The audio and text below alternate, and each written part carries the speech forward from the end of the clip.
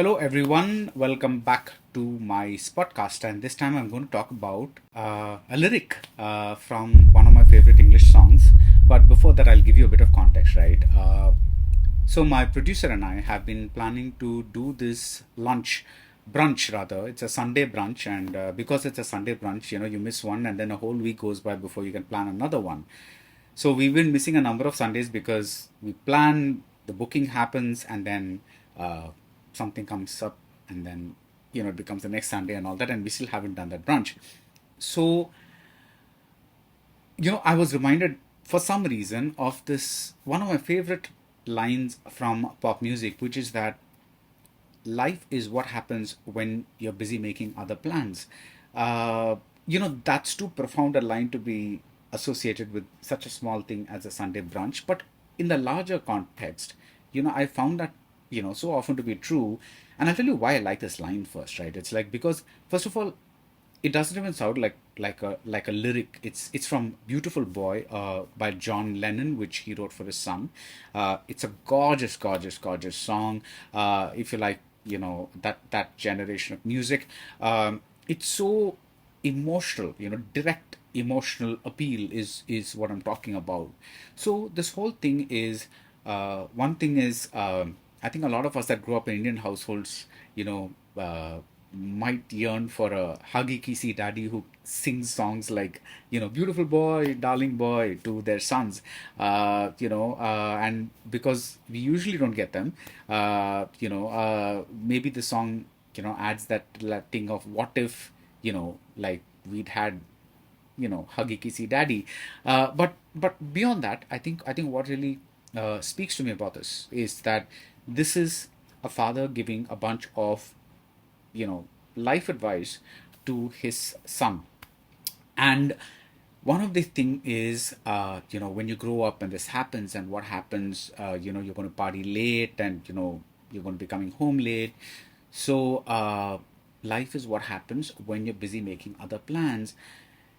The reason this sounds, even though it doesn't sound like a lyric, it sounds like a line, like a sentence. It's like, it's very profound to me the first time I listened to it, because I suddenly, it put into words something that had been swirling around in my mind for a long time. And I think that is one of the best things, and the first things that lyrics can do, which is to, like, sometimes, you have these thoughts that cannot be defined. And then when a Gulzar or a Kannadasan or somebody just kind of nails it in a, like a very, very short form, like almost like what would become motivational poster today. It's like, wow, Jesus, that I never thought of that way. So that, when I think must have been a teenager when I listened to this song for the first time. And my life was not happening according to plan at all, because you know all that engineering crap and shit. So when when that was happening, and you kind of know what it is, right? It's such a nice framework to have, a motivational thing like this, a line to have. It puts such a nice framework around what your concept of something is. And I just love this line, because it tells me that you can make any kinds of plans that you want, but ultimately life is what happens alongside. You cannot control it. And so all you can do is carpe the fucking diem, and live the day, and pretty much, hope that things go your way. I'm a big fan of these things, by the way, because one of the lines, I'm not talking about lyrics now, but one of the things this is slightly tangential. One of the things that I really have I read somewhere, and have begun to put into practice quite a while ago, is swallow the frog. Because, the logic being that swallowing the frog is insanely difficult.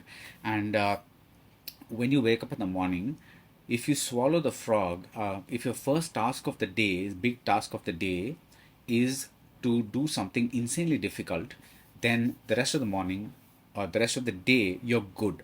So what I do now is I swallow the frog. Whatever it is, if it's whatever is the biggest task of the day, I do it first thing in the morning, and that'll be my first thing, and then after that I do the smaller tasks, which may or may not be completed, but at least I got this big guy out of the way. But then it's not in a lyric, and then I don't know if I want to see Swallow the Frog in a lyric as well. But yeah, but coming back to Beautiful Boy and the line, life is what happens to you when you're busy making other plans. Uh, you know, you can structure your life any way you want, right? And want to do this and want to do that and all that. I'm going to finish writing this screenplay in X amount of time. I'm going to write this novel in X amount of time. I'm going to become this blogger or podcaster or YouTuber or whatever it is. You can make any kinds of plans, but something will always happen around it that will make it a second priority or something like that. So then, like this podcast, right? Because I started it too ambitiously, and then I said, oh my god, I'm going to do this so regularly. And then yesterday I realized that I haven't been doing it because some interviews kept happening, something else kept happening, and so unless I schedule a time for this and make sure that it gets done, it's not going to get done.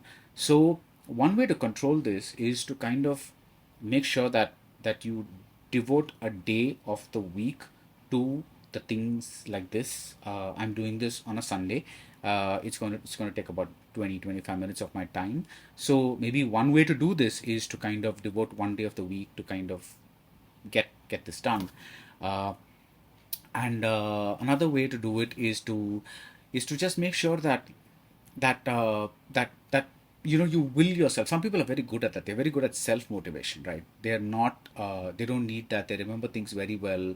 I'm not like that. I need my phone calendar to remind me of everything, because I kind of need that structure per day. If I wake up in the morning, and after some time I look at the day, I need to know all the things that I need to do so that I can swallow the frog and then do all the other things. So that's the way. At least I try to have some control over the life that happens to you while you're busy making other plans. By the way, I'd love to know what you guys do in order to maintain some semblance of control over your life, because it goes in a million different directions. Uh, but I think the biggest, way life went another way while we were busy doing other plans is, I think of all those people who were planning to go abroad for higher studies, or do something else, like I'm going to become a director this year or whatever. I'm going to do, pitch my script to somebody this year. I'm going to write my book this year. And then COVID hits, and then for 2 years nothing happens. You can't do anything. You're pretty much isolated, and nobody's really doing anything. And how do you make use of it? uh, I think one thing that I have also learned over the years is, I used to be a very, very, uh, like I used to get a lot more anxious about, like, wanting to do everything perfectly, right? Now, because of life's what happens to you while you're busy making other plans, I've learned to make my peace with the fact that not every review is going to be great. Not every interview is going to be great. Not every interaction is going to be great. If I'm writing a screenplay or a scene or something like that, it's not going to come uh, uh, the right way every single time. So, one thing what you're doing is you're learning to forgive yourself or be kinder to yourself, because if things drop a particular day, I'll tell you how interviews are usually structured here, at least in certain industries. They just call you one day before and say, can you do this tomorrow? Now, of course, you want to do it because it's this big personality and you want to, have a conversation with him or her. But at the same time, you're not getting any time to prepare. So, what do? You rely on the fact that, however, like for me at least, I know that however much I fall, my interview will always be at an average level. I will never do a bad interview. Okay, so I mean, this is not boasting. This is just like a very frank uh, appraisal of my own work. Because we are all good at certain things and we're not good at certain things. So it's like that. So I'm not good at many, many, many things. But here, I know that even if on a bad day, if I'm doing an interview, like I have no time to prepare. Yesterday, in fact, I did an interview where there were two stars lined up for the interview. I was not told about the other star, and so I'm waiting for this main star to arrive, the one that I had been told about. And then because that person was taking a long time to come, the PRO just says, "Why don't you do this other person?" And because this other person was already in the room, I couldn't even say no. So I had to sit down and completely do an unprepared interview. Uh, so what do you do, right? You can't, like, I was just thinking of myself and going, like, I was doing, like, standing outside of my body and doing this thing, saying, not bad, yeah. Like 10 years back, you'd have been a complete mess, a nervous wreck, stammering, stuttering, trying to do something, like, wondering what it is, and now you're able to at least gas in a way that looks professional. So it's like, at least, you know you're not doing something terrible. You're at least able to push a conversation forward, even though nobody's really told you, like, be prepared for this. So I think that's one thing, is that because I'm not expecting that level of perfection anymore from myself, which is not to say that I'm happy being, I'm casual about it, or I'm okay and say, oh, it's okay, it's anyway, nobody cares. No, no, no, I'm very, very, like I really look at everything that I do with a certain level of scrutiny. So I want to be good, but what I'm saying is, while I want every interview to be good, or review to be good or incisive or whatever it is, I also have to understand that the sheer volume of movies being released, or the sheer number of interviews that one is asked to do, sometimes makes it impossible for everything to be at a certain level of quality. So sometimes you do have to dip, and sometimes, but the point is that if you do it enough, and if you have that mind going constantly, then it'll never dip below a certain level. It'll never be like an atrocious thing that you're doing. So I think that's what this thing is about. Is what I'm trying to say is that, and I think that's what that line says. Life is what happens to you when you're busy making other plans. And the dad, that is John Lennon, is telling his son, be prepared for it. Be prepared for the fact that life's going to happen. It's going to scatter all your plans, and what you really have to do is be prepared for handling that contingency. You have to have a plan B, or you just have to wing it, or whatever it is. I know there is this line that's very popular among the Instagram audiences, which is like, uh, I don't like having a plan B, because in that case I won't concentrate as much on my plan A. I have a slightly different take on that, because I think it's always good to have a plan B, to kind of, like a crutch, not wanting to kind of this thing, but I understand the general thing. It's like it's like when I came back from the US, a lot of my friends told me, get the green card and then come back, because then if this doesn't work out, then you can always come back and work here. But I did not want to get that green card, because something in my mind told me that if I got that green card, then I might not, uh, because it took me about 5 years to kind of really take off. Then I might have just at the end of the second year uh, given up or something like that. And I think you might have had the either fortune of not having to see me, or the misfortune of not having to see me.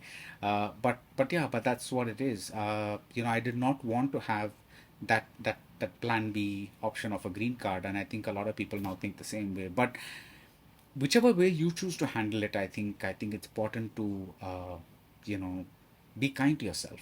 You should be ambitious. You should want to achieve great things, but when they don't happen, you also have to understand, or tell yourself that, okay, today it did not happen the way I wanted it to, but, like, Gone with the Wind, the heroine says, tomorrow's another day. So I had to end this with the cinema quote, so I'm going with that, even though I started with a lyric. But remember, life is what happens when you're busy making other plans.